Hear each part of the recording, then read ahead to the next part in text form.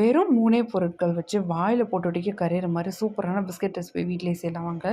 அதுக்கு 1/4 கப் அளவுக்கு நெய் சேர்த்துக்கலாம். அது கூட பவுடர் பண்ண சுகர் அதே அளவுக்கு சேர்த்துக்கோங்க.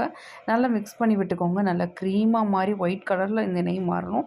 அந்த அளவுக்கு மிக்ஸ் பண்ணிக்கோங்க. இப்போது 1 கப் அளவுக்கு மைதா சேர்த்துக்கோங்க. சேர்த்துட்டு அது கூடவே 1/4 ஸ்பூன் அளவுக்கு பேக்கிங் சோடா சேர்த்துக்கோங்க. சேர்த்துட்டு கைகளால் நல்லா பிசைஞ்சு விட்டுக்கோங்க. நல்லா க்ரம்பிள்டாக இந்த மாதிரி தான் வரும். ரொம்ப நைஸாக வராது. பரவாயில்ல, இப்படியே இருக்கட்டும்.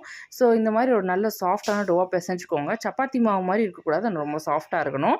தேவைப்பட்டால் லேசாக பால் தெளிச்சுக்கோங்க. ரொம்ப ட்ரையாக இருக்க மாதிரி இருந்துச்சுன்னா. இப்போ பிசைஞ்சிட்டு 1 மணி நேரம் ஊற விட்டுட்டு கைகளால் இந்த மாதிரி குட்டி குட்டியாக வந்து ரவுண்ட் பிடிச்சிட்டு நம்ம குக்கி கட்டர் வச்சும் கட் பண்ணலாம். இந்த மாதிரி கைகளாலே செய்யலாம். இப்படி செஞ்சால் தான் நல்லாயிருக்கும். ஸோ இந்த மாதிரி செஞ்சுட்டு நடுவில் நட்ஸ் வந்து சாப் பண்ணி போட்டுட்டு 180 டிகிரி செல்சியஸில் 15 மினிட்ஸ் கிட்ட வச்சு பேக் பண்ணி எடுத்தோம் அப்படின்னா சூப்பரான நான் கட்டாய் ரெடி. இந்த மாதிரி ரெசிபிஸ் பார்க்க மறக்காம நம்ம சேனல் சப்ஸ்கிரைப் பண்ணி வச்சுக்கோங்க. தேங்க்யூ. அஸ்ஸலாமு அலைக்கும்.